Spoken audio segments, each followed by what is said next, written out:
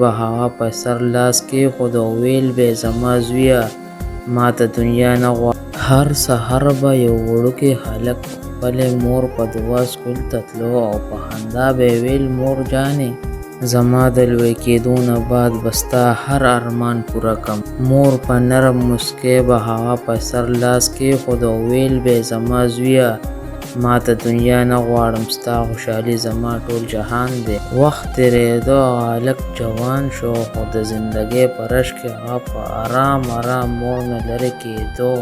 کار پیسې او مسافریت هغه ټول وخت واخیستو. هغه به ویل نن به مور ته رنګ وکړم سبا به وکړم په دې کې به ټول ټایم ته تېر شو. په کور کې مور یوازې به ناسته وه او موبایل سکرین ته به یې کتل په امید چې شاید اوس به مې زوی رنګ وکړي او چې هر ځل به موبایل اواز وکړو نو مور به یې موسکی شوه ځکه چې یې به ویل چېرته زوی مې رنګ وشو خو چې د بل چا رنګ به و د هغې موسکا به په ژړا بدله شوه او زوی ته به چې کال کوو هغه به اواز واورېدو خو هغه باندې به دونه کار و چې موبایل به هغه سایډ ته کېښودو خو هغه به یې اوچت نه کړو په خپل کار کې بیا مشغول شو.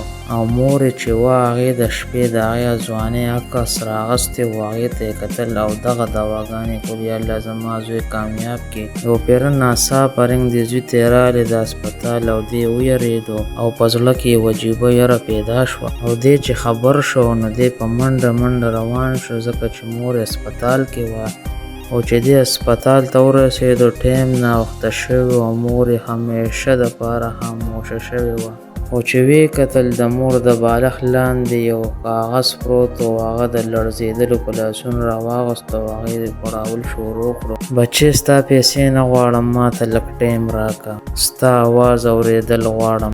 دې نه بعد د هغه زړه مات شو په چغو یې وژړل. مور یې لاس نیولی و. دنیا کې هر څه میلاویږي خو د مور دعا او بیا د هغې مینه نه میلاویږي او که مورکۍ ژوندۍ نو خامخا ورشئ ورته ووایئ زه تا سره مینه لرم.